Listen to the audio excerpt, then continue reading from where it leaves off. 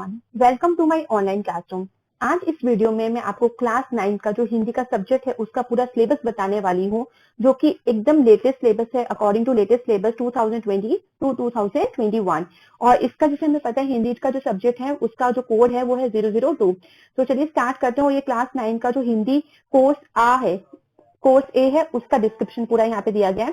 तो जैसे अगर मैं बात करूँ तो जो पूरा एग्जाम जो पैटर्न होता है, जो क्वेश्चन पेपर होता है वो आपका 80 मार्क्स का होता है, और जो 20 मार्क्स होता है वो आपका इंटरनल असेसमेंट होता है। जो भी आप प्रोजेक्ट फाइल, जो भी आपके प्रोडक्ट टेस्ट होते हैं और जो भी आप प्रोजेक्ट फाइल वगैरह बनाते हैं, तो उससे जो आपको मार्क्स मिलते हैं वो आपको स्कूल से 20 मार्क्स इंटरनल असेसमेंट के मिल जाते हैं। तो आप जो काम करना है वो आपको पूरा जो कोर्स आप पूरे साल पढ़ते हो, जो किताबें आप पढ़ते हो, जो भी आपको स्कूल में पढ़ाया जाता है, उससे रिलेटेड आपको 80 मार्क्स के क्वेश्चंस को प्रिपेयर करना होता है। तो चलिए देख लेते हैं किस टाइप के क्वेश्चंस आपके आते हैं, कौन कौन से टॉपिक से आपको ज्यादा प्रिपेयर करने हैं, कहाँ आपको ज्यादा काम करना है, कहाँ से आपको ज्यादा मार्क्स गेन करने हैं।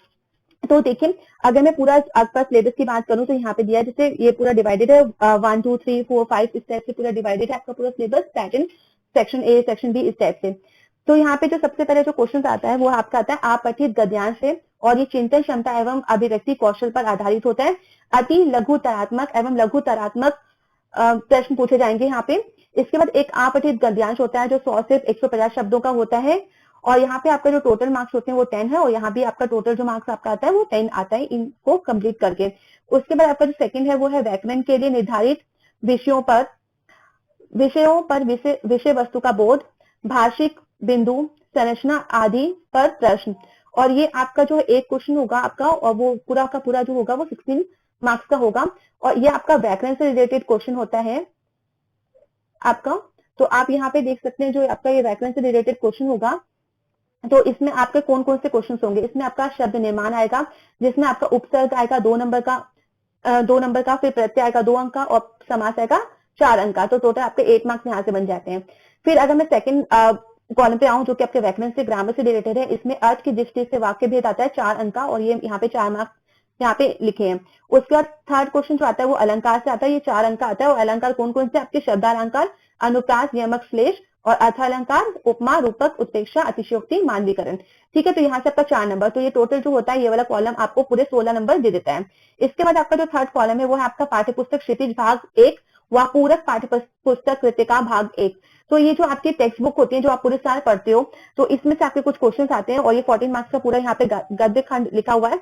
तो ये किस तरह से डिवाइडेड है ये आप देख लीजिए। तो पहला एक है फर्स्ट वाला, जो जिसमें क्षितिज से निर्धारित पाठों में से गद्यांश के आधार पर विषय वस्तु का ज्ञान बोध, जो भी आपने पढ़ा है उसका नॉलेज कितना आपको आता है, तो उससे रिलेटेड आपके क्वेश्चन आते हैं। अभिव्यक्ति आदि पर 3 प्रश्न पूछ जाएंगे, तो आपके टोटल 3 क्वेश्चन आएंगे और 2 मार्क्स के।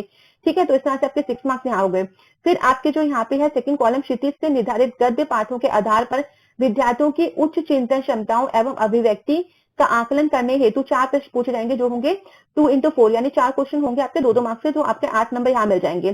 फिर आपका काव्य खंड आता है जो कि आपका 14 नंबर का। ठीक है, यहाँ पे गाद्य खंड था जो 14 मार्क्स का था, और जो काव्य खंड है वो भी आपका 14 मार्क्स का है। ठीक है, तो इसमें जो है आपका वो आएगा क्षितिज से निर्धारित कविताओं में से काव्यांश के आधार पर 3 प्रश्न पूछे जाएंगे। ठीक है, 3 क्वेश्चन पूछाएंगे 2 मार्क्स के, तो ये 6 नंबर हो गया। तो यहाँ से आपको पूरा 34 मार्क्स आपका कवर हो जाता है। तो आपको इसमें बहुत ज्यादा फोकस करना है, इसको अच्छे से प्रिपेयर करना है। इसके बाद जो आपका है वो है क्षितिज से निर्धारित कविताओं के आधार पर विद्यार्थियों का काव्य बोध परखने हेतु 4 प्रश्न पूछे जाएंगे, और ये विकल्प सही। तो आपको ऑप्शन मिलेंगे, आपको जो आता हो वो आप अटेंड कर लीजिएगा। तो ये भी आपके 2 into 4 का हो जाएगा, और ये भी 8 मार्क्स आपको मिल जाएगा।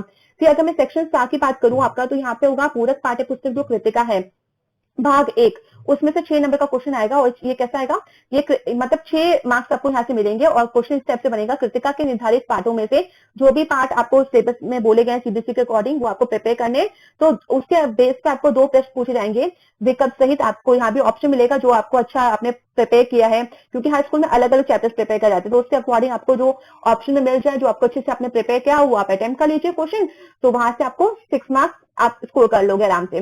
फिर आपका फोर्थ पार्ट में देखो, फोर्थ सेक्शन तो आपका लेखन है, तो इसमें बा सादा मतलब 4 पार्ट में डिवाइडेड है। ठीक है, और इसका टोटल मार्क्स जो है वो 20 है, और इसमें 5-5 मार्क्स का एक क्वेश्चन आपको दिए जाते हैं। आपका लिखने के जो राइटिंग स्किल है वो इसमें पहचानी जाती है।